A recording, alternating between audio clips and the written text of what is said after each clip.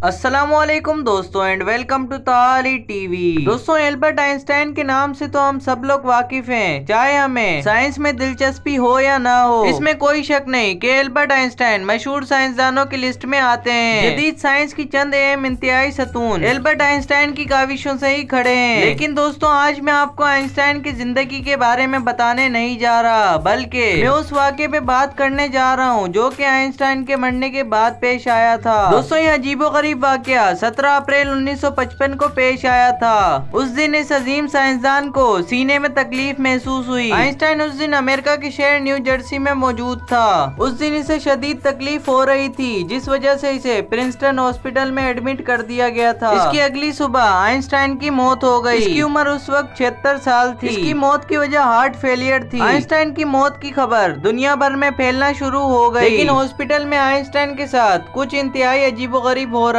था। दोस्तों, आइंस्टाइन ने मरने से पहले ही वसीयत कर ली थी कि उसके जिस्म के साथ किसी भी तरह के तजुर्बे ना किए जाएं। इसके अलावा कहा जाता है कि आइंस्टाइन ने कहा था कि इसके जिस्म को जलाकर इसकी खाक को कहीं सुनसान जगह में उड़ा दिया जाए। लेकिन दोस्तों, ऐसा बिल्कुल ना हो सका, बल्कि इसकी वसीयत की खिलाफ वर्जी की गई थी। जिस दिमाग को इस्तेमाल करके आइंस्टाइन ने पूरी दुनिया में अपनी एक शनाख्त बनाई थी, उसी दिमाग को इसकी मौत के 7 घंटे बाद ही चुरा लिया गया था। डॉक्टर थॉमस हार्वी नामी एक डॉक्टर उस वक्त आइंस्टाइन की डेड बॉडी को अटेंड कर रहा था। डॉक्टर थॉमस ने आइंस्टाइन की मौत की वजह जानने के बाद कुछ ऐसा किया जो किसी के वहमो गुमान में भी नहीं था। इसने आइंस्टाइन के सर से उसका दिमाग निकाला, फिर उसके बाद इसने उसके दिमाग को नापा और फिर उसका वजन किया। इसके दिमाग का वजन 1200 ग्राम था, जो कि एक आम इंसान से काफी डिफरेंट था। थॉमस के मुताबिक इस चीज की इसको इजाजत मिली हुई थी और आइंस्टाइन के दिमाग को स्टडी किया जा रहा था। लेकिन दोस्तों, ये सब झूठ था। डॉक्टर थॉमस कोई ब्रेन स्पेशलिस्ट नहीं था। डॉक्टर थॉमस को सिर्फ आइंस्टाइन की मौत की वजह मालूम करनी थी। दोस्तों, जैसा कि पहले मैंने आपको बताया कि आइंस्टाइन कभी भी नहीं चाहता था कि इसका दिमाग निकालकर इस पर स्टडी की जाए। डॉक्टर थॉमस ने इसके दिमाग को निकालकर एक जार में महफूज कर लिया।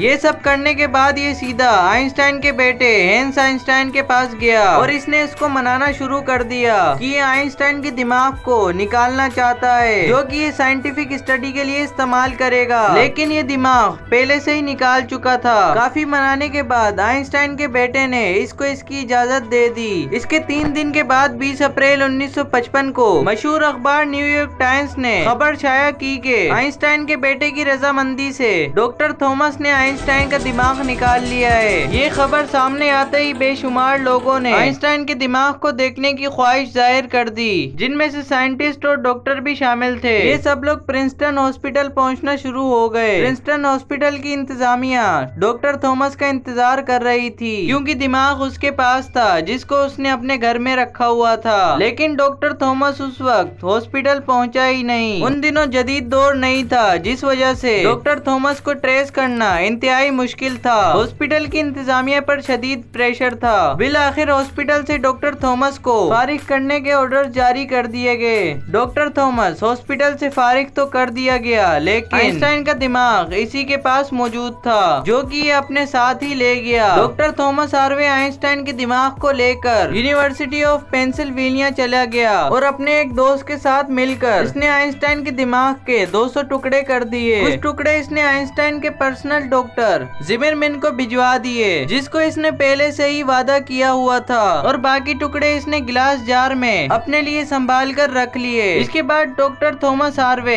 अमेरिकी शहर विशेता चला गया। वहाँ एक बायोलॉजिकल टेस्टिंग लैब में एक मेडिकल सुपरवाइजर की हैसियत से काम कर रहा था। इसने आइंस्टाइन के दिमाग को वहीं लेबोरेटरी में कूलर में संभाल कर रखा हुआ था। अगले 20 साल तक ये डॉक्टर मुख्तलिफ शहरों में रहता रहा, बल्कि इसने अपने घर वालों से भी अलहदगी इख्तियार कर ली थी। बेशुमार लोग इसको खत लिखते कि वो आइंस्टाइन के दिमाग पर स्टडी करना चाहते हैं, लेकिन डॉक्टर थॉमस किसी खत का जवाब नहीं देता। ये खुद भी आइंस्टाइन के दिमाग पर स्टडी नहीं कर रहा था। 1978 में स्टीवन लेविन नामी एक शख्स, जिसने दावा किया कि इसने डॉक्टर थॉमस से इस मुतालिक बातचीत की है। इसके मुतालिक पहले तो डॉक्टर थॉमस मान ही नहीं रहा था कि आइंस्टाइन का दिमाग उसके पास मौजूद है, लेकिन फिर वो मान गया। डॉक्टर थॉमस ने स्टीवन लेवी को 2 जार में बंद आइंस्टाइन के दिमाग भी दिखाए, जो इसने केमिकल्स में महफूज करके रखे हुए थे।